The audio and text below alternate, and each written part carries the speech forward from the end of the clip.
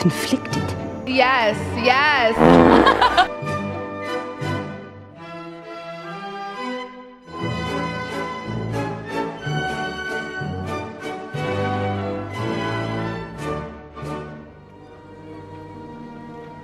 Now you listen to me.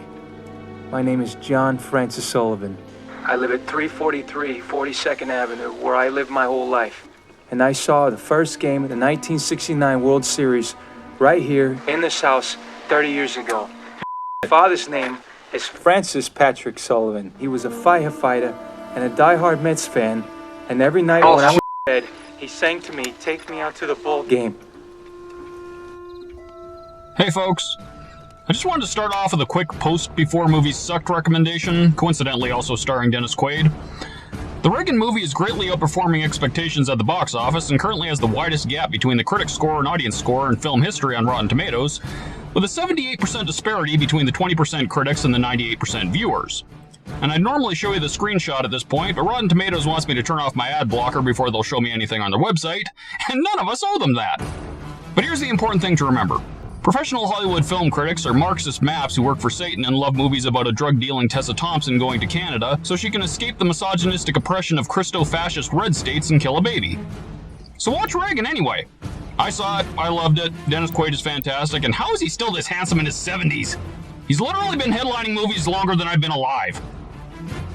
Hello Canada, and the world at large. This is Lane from Canada.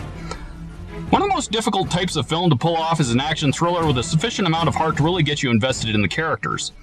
There is a world of difference between liking the main characters in an action movie and truly caring about them to the point where you want to see them have a happily ever after with a wife and kids and a white picket fence, and one of those cars that gives them free subway for life like Happy Gilmore. In most popcorn flicks, we're happy enough to see a moderately noble Christian Slater throw a disarmed nuclear warhead at evil John Travolta and blast him through the side of a train and then ride off into the sunset with 1996 Samantha Mathis. We leave the theater feeling elated and drenched in butter, but not exactly warm and fuzzy. However, in the year of our Lord 2000 AD, an underappreciated little film pulled off an emotional miracle that has kept its cult following feel warm and fuzzy for almost a quarter of a century. This is officially the feel-good serial killer movie of the year, and not in a creepy way like those psychopathic wine moms who watch Netflix documentaries. Welcome to Before Movies Sucked, and this is Frequency. In 1999, the largest solar storm in 30 years causes an atmospheric canopy of aurora borealis, which can be seen as far south as New York City. However, the beautiful show of northern lights is a troubling reminder of tragedy to NYPD homicide detective John Sullivan, who is partnered with veteran detective Satch DeLoy. Hey, that's Andre Brower! Do you want to know how I actually hurt my wrist? Yes. I was hula hooping. Kevin and I attend a class for fitness and for fun. Why are you telling me this? Because no one will ever believe you. No. You sick son of a... Dang, I miss that guy. John still lives in his childhood home, but had a troubled childhood in Queens after the loss of his beloved father, Frank, during the last similar Northern Lights display 30 years earlier. Frank was a heroic firefighter and diehard baseball fan who tragically perished in a factory fire when John was 6 years old. John is emotionally distant to the point where his longtime girlfriend Sam finally leaves him in despair for his inability to confront the past. John is visited by his childhood friend Gordo, who is a happy family man, although constantly irritated by a missed opportunity he had to invest on the ground floor of Yahoo many years earlier. While they visit, Gordo's son discovers Frank's old ham radio. Hey, that's Michael Cera! You'll pay for your crimes against humanity! When he is alone, John receives a transmission from another man in Queens, and they bond while chatting about the legendary 1969 World Series. However, John is confused when the man implies that Game 1 has not happened yet. The next day, John and Satch attend a crime scene at a construction site where buried skeletal remains were uncovered during the demolishing of an abandoned restaurant. John talks to the neighbors, an elderly couple named Shepard, who reveal that their son Jack was a police officer but also died a long time ago. John later visits his elderly mother, Julia, and they note that the next day will be the 30th anniversary of Frank's death. When John returns home, he is contacted again by the man from Queens, who is amazed that John seemingly predicted the outcome of Game 1 of the World Series. John then hears the man refer to his son by the nickname Little Chief, and realizes that he is speaking to his own father in the same house but 30 years in the past. His suspicion is verified when he hears Frank accidentally burn his desk with a cigarette and modeling glue, and a flame burn suddenly appears on the same desk in front of John's eyes. John realizes that changes to the past due to their conversations are subtly manifesting exactly 30 years later. I don't know who you are. I don't know why you're doing this, but let me tell you something, asshole. You stay away from me and my family. No. You gotta believe me. I don't know how this is happening, but it's me, Little Chief. If you touch my kid, I will hunt you down till the day I die. You got that? But you already died. The Buxton fire. When did that happen? 30 years ago? October 12th, 1969. Tomorrow. You're telling me I'm gonna die? Look, I ain't dying in no fire tomorrow or any other day. You got that? Listen, tomorrow hasn't happened. That's all right. It hasn't happened. It was an abandoned warehouse. Butch always told Ma it wasn't your fault. You went with your instincts. But if you'd just gone the other way, listen to me. If you'd just gone the other way, you would have made it. Hello? The next day, Frank begins to realize that John was telling the truth when he sees the next World Series game turn out again exactly as John had predicted. His engine is then called out to the Buxton factory fire, where a panicked runaway girl tells him that her sister is trapped on the top floor. Frank immediately enters the building to save her, but finds he has only two possible exits, one of which seems to be the safer path. However, at the last moment, he remembers John's warning, and instead carries the girl into the flame-engulfed exit. Oh yeah, and then this happens!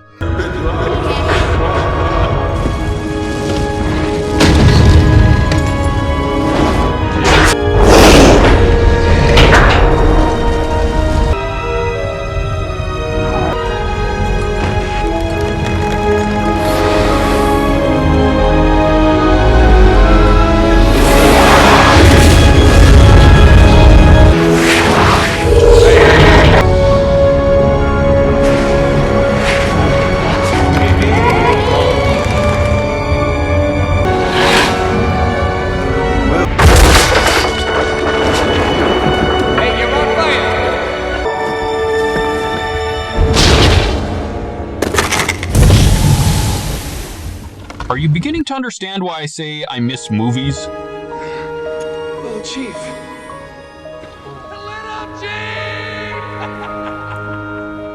John retains his original memories, but suddenly has new memories of Frank as well. He remembers his father surviving the fire, proudly seeing John grow up and become a police officer, and eventually passing away from lung cancer in 1989.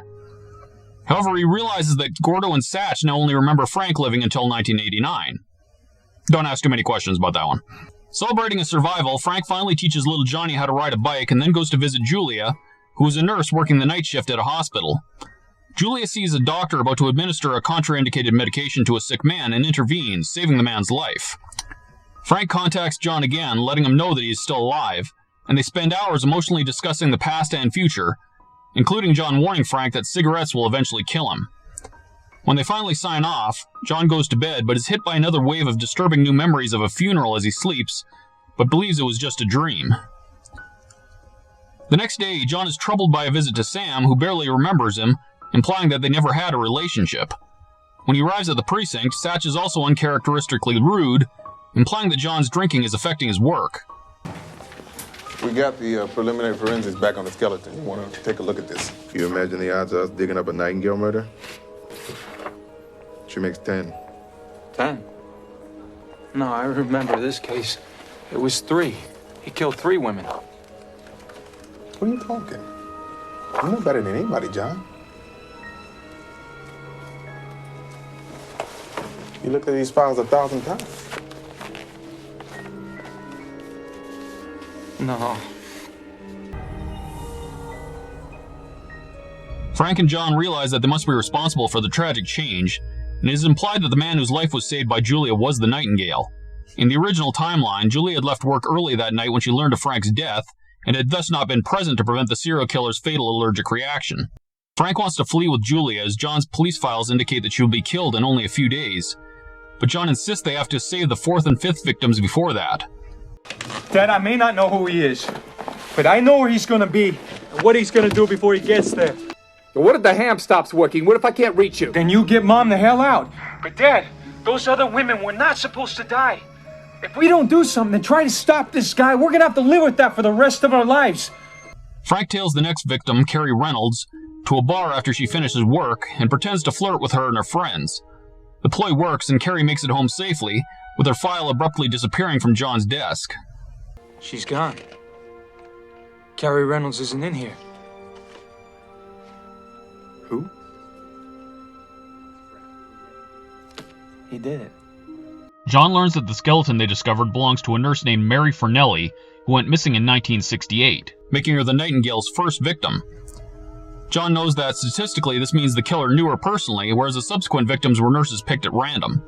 Frank and John celebrate the saving of Carrie, with Frank coyly introducing his friend John to both Julia and little Johnny. Hearing a young Gordo visiting as well, John jokingly claims to be Santa Claus and advises his friend to remember the word Yahoo for the rest of his life. The following night, Frank follows the Nightingale's next intended victim, Sissy Clark. However, the intervention fails as the killer recognizes Frank from the night before and attacks him in a bar washroom. Frank is knocked unconscious and almost killed, but the killer is forced to pretend that he is helping a passed-out drunk when other bar patrons interrupt him. However, he steals Frank's driver's license from his wallet before leaving. Frank revives and rushes to Sissy's apartment but is too late, finding her murdered body.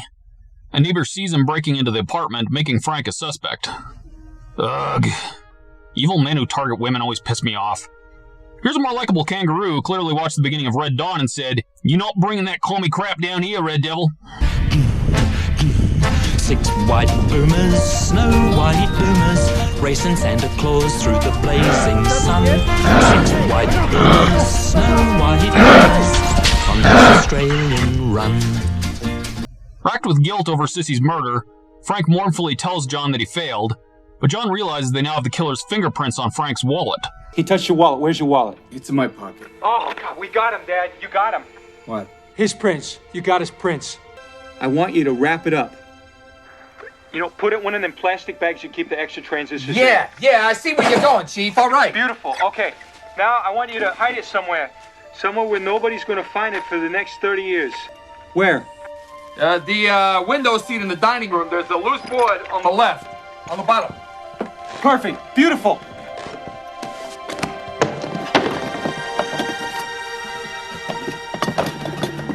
It's in!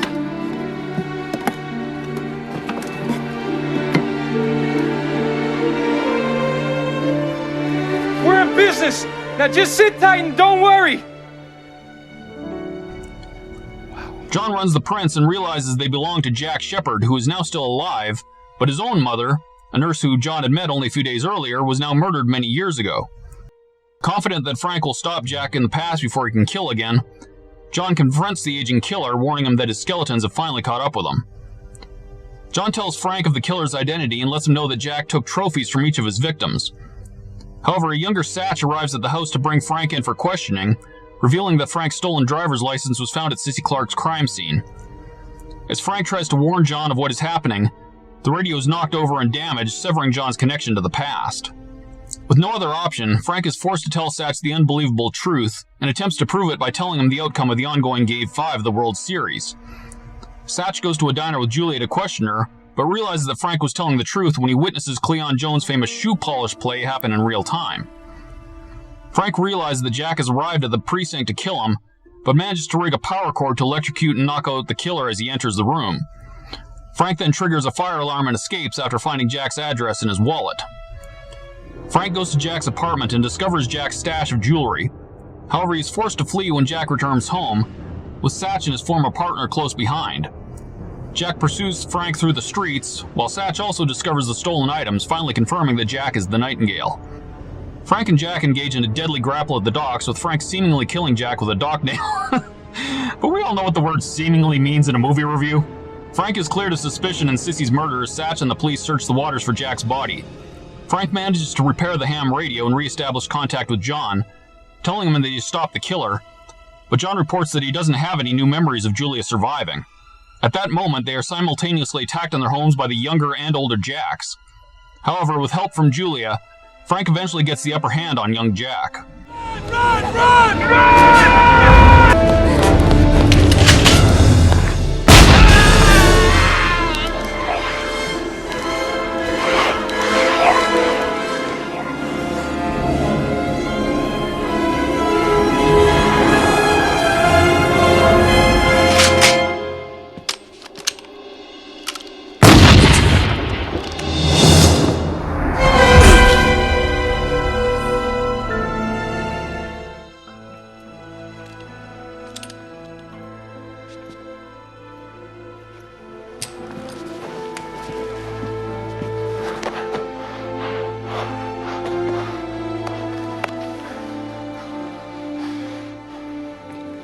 still here, Chief.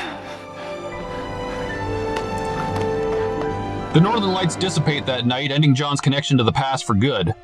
Reunited with both of his still living parents, John finds that he is now happily married to Sam with a young son, Frank Jr., while Sam is pregnant with their second child. Finally safe, the family celebrates in a baseball game with their friends, including Satch, a suddenly much wealthier Gordo, and in the single greatest miracle of the movie, Frank's old fire chief Butch, who seemed to already be pushing 70 back in 1969. John finally feels completion in life, not only from his new memories, but also with the opportunity to make his own happy memories into the future with both his father and his son. Are you crying? No, I just have something in both my eyes. I don't cry. Some movies remain enjoyable over many years, but Frequency is one that I honestly enjoy more every time I watch it. I was a young man when I first watched it, and I thought it was a fun mystery thriller with a likable cast. After a couple decades of aging and all the life experiences that a couple decades bring, the family elements and themes of heartbreak, loss, and hope are what increasingly jump out at me. And as a writer, the plot contrivance of parallel actions of younger Frank and older John only impacting the past and future exactly 30 years apart still holds up far better than a lot of much more popular films such as Back to the Future. I particularly love the idea of John being stricken with new memories in addition to his original memories every time Frank enacts a major change in the past that affects his son's future. And the first scene where this upgrade occurs at the bar is so cool that I'm not even going to ask why none of the other characters in the film aren't similarly impacted. It's a fantastic and completely unbelievable plot contrivance, but who cares? It is the combination of old and new memories that allows John to play a major role in the story without having to restart from zero every time he talks to his dad in the past. The fact that he admits his intertwined memories are jumbled and confusing adds another layer of mystery to the story, as John isn't entirely clear on which memories are from his original timeline or one of the divergent ones, which keeps him in full detective mode. He needs to see the collected evidence, which keeps sporadically updating in front of him, in order to know exactly where he is in the hunt for his mother's killer. Dennis Quaid and Jim Caviezel are picture perfect in their respective roles as Frank and John, and give some of their career best performances. Another thing I'll say is that after seeing countless of my favorite celebrities turn into annoying wieners over the years, it is really nice to see a great collaboration between two Hollywood stars who admitted to their imperfections and struggles, but still seem to be working very hard to be good men with strong beliefs. Quaid in particular has been very open about his failures in marriage, relationships, and addictions, but I'm very happy to see him still going strong almost 25 years after this movie came out, and perhaps even getting a career resurgence with Reagan. Also, have you seen the veins the guy still has on his biceps at age 70? Seriously? Jim Caviezel, on the other hand, was primed to be a major movie star in the late 90s and early 2000s, following his acclaimed breakout role in The Thin Red Line, but he's publicly stated that his own moral convictions limited the type of roles he was willing to accept. Out of devotion to his wife, he refused to perform any form of graphic love scenes, and has even turned down major roles due to the amount of swearing or other gratuitous content in the script. Call it old-fashioned morality if you want to, but it is one of the reasons you get a safe feeling when you see a movie starring Quaid or Caviezel pop up on a streaming service or at a video store. And I'm not talking about lazy, safe filmmaking that's afraid to branch away from cinematic tropes. Just about knowing that the actors have a proven track record of providing solid entertainment that multiple generations of families can enjoy together. I have no problem with that kind of safe feeling at all. And when you get the two men in the same movie, well, then it just ends up being something special. Any movie that involves time travel or any other variation of that is going to fall apart logistically if you dig into it too much. The best thing a screenwriter can do is write out the rules of timelines within their own story and then stick to it. I love the simplicity of Frequency implying that strong solar flares resulting in increased northern lights activity is somehow responsible for the trans-time link between father and son. And the fact that it's all facilitated by an old-fashioned ham radio is just pure gravy. We've talked about Hollywood's war on fathers and sons in recent years because Satan can't destroy the world and wipe out humanity so long as strong fathers are rearing up strong sons. Maternal love is the love that's going to change the future of mankind. We like to say people kind, not necessarily mankind. But the severity of that war doesn't really hit you until you go back 20 years or so and watch a movie like Frequency and realize, holy crap, I miss movies like this. Look, blue-haired people, you can save yourself a lot of salt if you just accept a simple, inevitable fact. The world is going to be saved one day, but it is mostly going to be done by heteronormative males with Judeo-Christian ideals instilled into them at an early age. And a heck of a lot of them are going to be white. Have a nice day. Thank you for listening to my TED Talk. Could this movie be made today?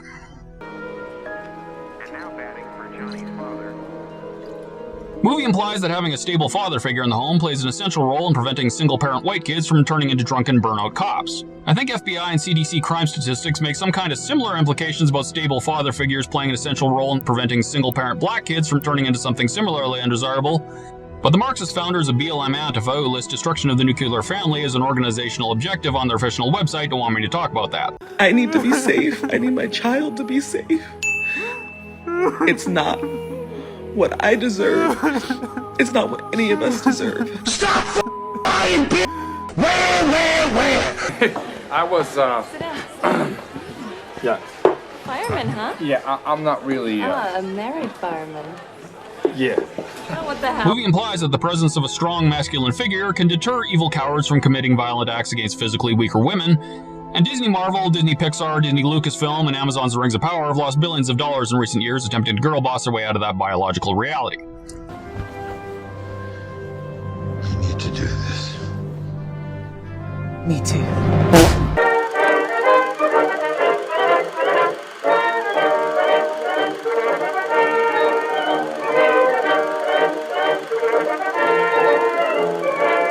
You go watch the game. If it don't happen, I'm a liar. Go watch the game. Yeah. Go watch Watch the game. Frank, they're gonna make you for Sissy Clark's murder. And they're gonna match that with the Nightingale murders. Do you understand what that means? Melanin quotient of the film's characters is never referenced and does not influence the progression of the story in any way. And lest we forget, 50% of the story takes place in 1969. It wasn't the best time for your people. I'm just saying. Oh, that shit is me. 'Cause there's a lighthouse in a heart. The blue-haired people have yet to fully articulate their own plan for saving the world, but one of the obvious steps is to reduce the overall population of white guys. At the beginning of this movie, the world has lost 2 white guys, Frank and Jack, which is a pretty good start for the first 5 minutes. However, by the end of the movie, Frank is alive again and John has a son of his own, and there's a 50-50 shot he and Sam have another one in the oven. So the movie ends with a net gain of 2 middle-class white dudes and possibly 3. Also, it joyfully ends by glossing over a net loss of 2 additional women who were not dead at the beginning, Sissy Clark and Jack's mom. And the entire staff of the Bill and Melinda Gates Foundation aren't the only ones outraged by that. When we invest in clean energy and electric vehicles and reduce population, more of our children can breathe clean air. Nope. What are you talking about? Hey, let me tell you something. 1,000 years from now, when school kids study about America, they're gonna learn about 3 things. You know, the Constitution, rock and roll, baseball. Now, the blue-haired people who love to loudly but vaguely cite the U.S. Constitution when they need justification for the free dispensation of abortions out of vending machines in boys' bathrooms in elementary schools or something. However, Frank's hopeful prediction implies that children in the future might actually be required to read the U.S. Constitution, which in turn implies 2 terrifying outcomes. Firstly, that future kids will figure out that abortion is not even remotely mentioned in the U.S. Constitution, and secondly, that kids will still exist in the future, which means abortion didn't work. Why can't women have abortions? Man, I wish I wasn't born! And I wish I had been aborted! That's a lot of nuts! I'm still here, Chief. Using the nickname Little Chief in reference to a suburban white kid is basically an act of genocide against American Indians, and the blue-haired people who have systematically oblivion-yeeted Uncle Ben, Aunt Jemima, and that hot Indian lady from Land O'Lakes Butter from existence will not stand for it.